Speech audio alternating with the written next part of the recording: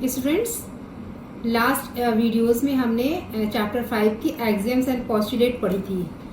आज हम एक्सरसाइज 5.1 करेंगे, जिसका फोर्थ क्वेश्चन आपके सामने लिखा हुआ है।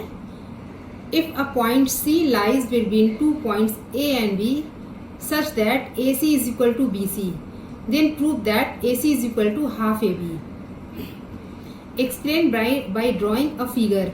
फिगर आपके सामने ड्रॉ किया हुआ है। ए बी एक लाइन है जिसके end point A and B है और सी इनका मिड पॉइंट है। सी बीचों बीच में है ए और बी के।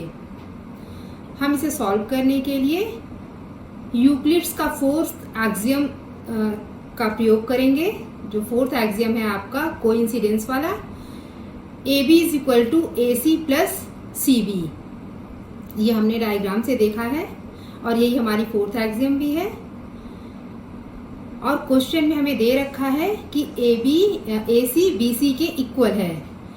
तो हमने जो A B is equal to A C plus C B लिया हुआ है, इसमें हमने बी सी की जगह ए सी रख दिया है। बी सी की जगह ए सी रखने पर A B is equal to A C plus A C हो जाएगा और A B is equal to 2ac।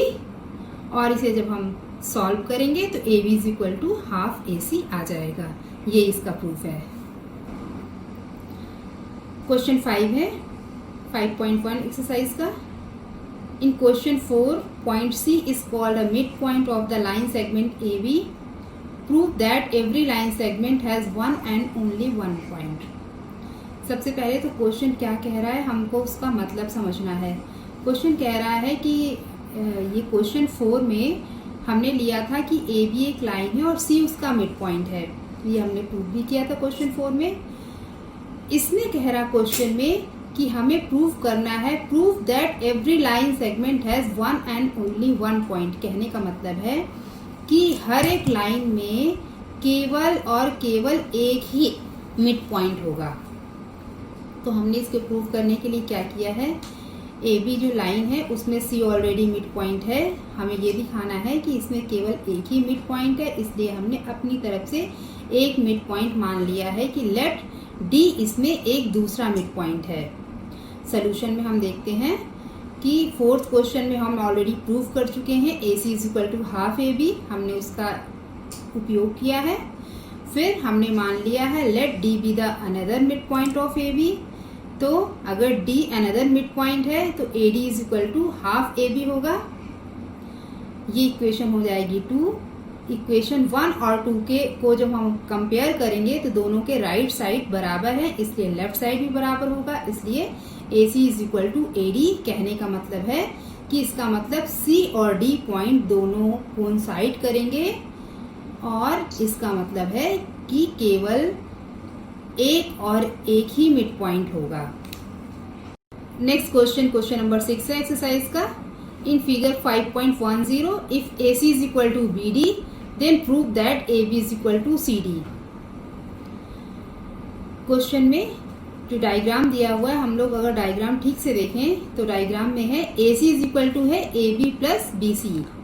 इसे हमने इक्वेशन 1 ले लिया है और डायग्राम को ही जब हम देखते हैं तो हमें मिलता है B D is equal to B C plus C D. ये इक्वेशन 2 हो जाएगी। क्वेश्चन में दे रखा है A C is equal to B D. तो A C is equal to B D में हमने ए सी की जगह रख दिया है A B plus B C और बी डी की जगह रख दिया है B C plus C D. B C cancel हो जाएंगे, A B is equal to C D, और हमें यही प्रूव करना था। नेक्स्ट क्वेश्चन है क्वेश्चन नंबर 7 एक्सरसाइज 5.1 का। Why is axiom 5 in the list of Euclid's axiom considered a universal truth?